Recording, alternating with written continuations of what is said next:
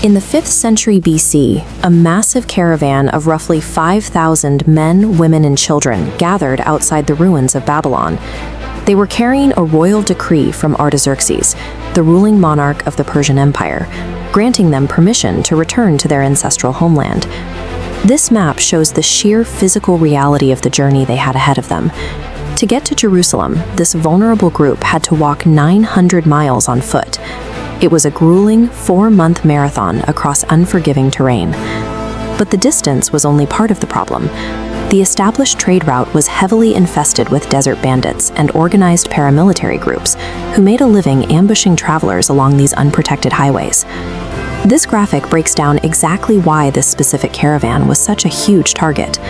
The group was transporting 650 talents of silver and 100 talents of gold. A talent is an ancient unit of measurement, and when we convert that into modern terms, it equals roughly 28 tons of precious metals. Today, that hoard would be valued in the hundreds of millions of dollars. Logically, moving hundreds of millions of dollars through hostile territory requires a massive military escort. But the leader of this expedition, a priest named Ezra, actively refused the Persian cavalry. Instead, he brought the 5,000-person caravan to a dead stop right here at the Ahava Canal, a waterway serving as their final staging ground. This intentional pause reveals Ezra's mindset.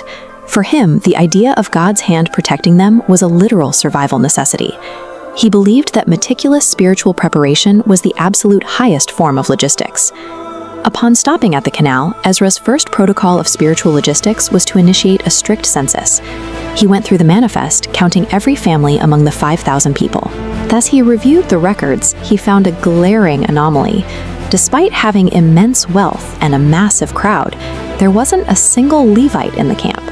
The Levites were a specific Israelite tribe, and the only people authorized by their sacred law, the Torah, to handle the physical items used in religious services.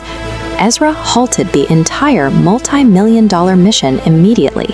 He refused to take another step until he sent a specialized delegation to a nearby settlement called Cassiphia to recruit dedicated ministers for the journey. Without that dedicated spiritual core, this group ceased to be a nation on a mission. They were simply travelers with a heavy target on their backs. To Ezra, the organizational chart had to reflect his theological priorities. Ezra was now positioned in a logistical nightmare. He was deep in bandit territory with 28 tons of solid gold and 0 professional soldiers to guard it. Prior to leaving, Ezra had boasted to King Artaxerxes, stating that the gracious hand of our God is on everyone who looks to him. Because he made that claim so publicly, Ezra wrote that he was literally ashamed to go back and ask the king for armed guards. Facing extreme physical vulnerability in the desert, Ezra chose a radical alternative. Instead of calling for the cavalry, he declared a community-wide fast at the canal. He ordered the entire camp to stop eating and to completely humble themselves before God. By calling for a fast, Ezra physically stripped away his last layer of human security. He chose to trade the physical certainty of Persian iron for the spiritual risk of divine protection. Ezra managed the physical wealth with a precision that matched his spiritual preparation. He developed a rigorous protocol to ensure every ounce of the king's donation remained accounted for. As you can see in this process flow, Ezra mathematically divided the massive hoard of wealth. He selected 12 distinct leaders from the priesthood and publicly, meticulously weighed out every single ounce of silver and gold into their direct individual care. He then gave them a strict, uncompromising charge. He told them, "You, as well as these articles, are consecrated to the Lord. Guard them carefully until you weigh them out in the chambers of the house of the Lord in Jerusalem." For Ezra, holiness was a concrete practice of meticulous, transparent stewardship. He demonstrated that maintaining purity in this restoration effort required radical, mathematical integrity in the smallest details.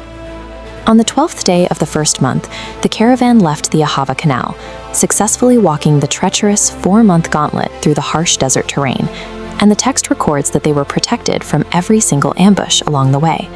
The 5,000 men, women, and children safely arrived in Jerusalem, completing their massive undertaking without a single soldier guarding them. On their 4th day in the city, Ezra initiated the final audit.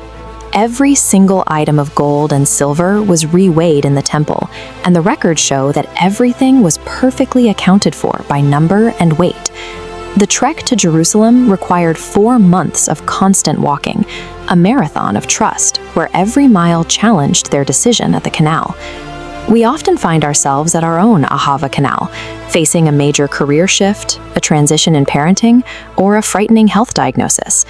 When we hit sudden ambushes in life, like unexpected debt, deep loneliness, or heavy doubt, it is incredibly tempting to rely immediately on our own human strategies. We constantly try to summon our own version of the Persian cavalry to solve issues that actually require spiritual attention. So consider making your own Ahava commitment today. Before you make your next major decision or rush to seek human help, take a pause. Take time to fast, quiet yourself, and bring your journey completely under God's direction. We have to meticulously weigh our actions and our secret lives with radical accountability. Because as Ezra proved on that dangerous road to Jerusalem, the absolute safest place to stand is completely humbled beneath the hand of God.